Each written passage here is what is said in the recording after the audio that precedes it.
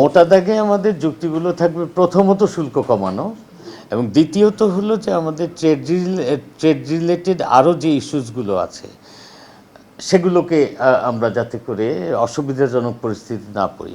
মোদ্দা কথা হলো যে আমাদের প্রধান বিবেচ্য বাংলাদেশের জন্য প্রধান বিবেচ্য হলো আমাদের বাণিজ্য স্বার্থ সংরক্ষণ করা এবং যুক্তরাষ্ট্রের বাজারে বাংলাদেশের যে এক্সিস্টিং বাণিজ্য আছে সেই বাণিজ্যটা রক্ষা করা। আর আমাদের কাছে তারা কিছু চেয়েছে, সেটা হলো শুল্ক কমানো পর্যায়ক্রমে এবং শুল্ক, VAT, supplementary duty, regulatory duty এগুলো যেন আমরা কমাই, সেই ধরনের প্রস্তাব তারা করেছে। আমরা সেটা এনবিআরের সাথে কনসালটেশন করার পরে, এনবিআর এবং সরকারের অন্য অন্য অংশের সাথে কনসালটেশন করে সে ব্যাপারেও আমরা সিদ্ধান্ত নিব। তবে সেটা জি না, আমরা তারা এই চিঠিতে যা যা উল্লেখ করেছে, মানে আজকের যে ডকুমেন্ট পেয়েছি তাতে যা ছাড় চেয়েছে তারা, সেগুলো আমরা অবশ্য আগেই প্রমিস করেছি এবং সেগুলোর উপরে এমনিতেও আমাদের ডিউটি খুব কম, যেমন হুইট, সয়াবিনস এবং এয়ারক্রাফট, আদার মেশিনারিজ, এগুলোর উপরে এমনিতেই ডিউটি রেট খুব কম এবং সেক্ষেত্রে আমাদের ছাড় দেওয়ার ক্ষেত্রে আমাদের ইউএস ট্রেডটা বাংলাদেশে বাড়ানো তো দরকার, সেটা না বাড়ালে তো আসলে তারা আমাদেরকে কোনো ধরনের ছাড় দিবে না।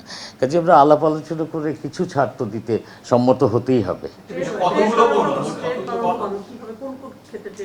আমাদের ট্রেড বাড়ানো যে দেখেন, আমাদের যদি শুল্ক ছাড়, সেখানে তারা যদি কিছু শুল্ক ছাড় দেয় তাহলে স্বাভাবিকভাবে বাণিজ্যিক ট্রেড যেটা ব্যবসায়ীরা করে থাকেন ওইটা তারা সিদ্ধান্ত দেবেন। কিন্তু সরকারি ট্রেড বাড়ানোর জন্য আমরা যেগুলো ফ্যাসিলিটেট করব, যেমন আপনারা জানেন যে আমাদের বিমান বহরের প্রায় সব এয়ারক্রাফটই বোয়িংয়ের এবং আমাদের বিমানের ইনফ্রাস্ট্রাকচার যা আছে সেটাও বোয়িং ওরিয়েন্টেড।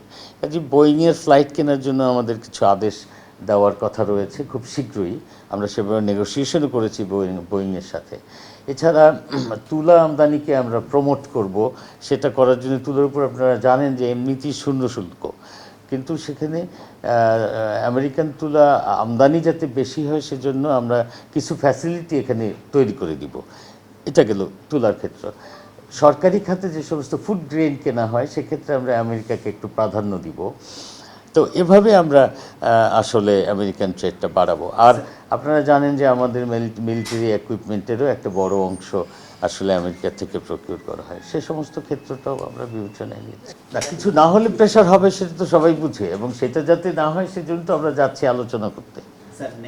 আশা করছি কিছু ভালো কিছু হবে। না, এটা যদি না কমে, এখনও তো সেটা বলার মতন সময় হয় না। যাতে কমানো হয় সেজন্যে আপনি দেখেন সামনে 1 মাস রেখে আজকে ডকুমেন্ট হ্যান্ডওভার করা হয়েছে এবং নেগোসিয়েশনের ডেট দেওয়া হয়েছে। ডেটটা তাদের পক্ষ থেকেই দেওয়া হয়েছে, তার মানে নেগোসিয়েশনের দরজা খোলা রয়েছে। আমরাও নেগোসিয়েশনে এনগেজ হচ্ছি, আমরা কথা বলতে যাচ্ছি। আমার উপদেষ্টা মন্ত্রী সেখানে আছেন, আমি আজকে যাচ্ছি সন্ধ্যায়। তো আমরা কিছু একটা ফলাফল পাবো না এরকম আশা করে তো আর আমরা এই এনগেজমেন্টে যাচ্ছি না। আশা করি কিছু একটা ফলাফল আমরা পাবো আলোচনা করে।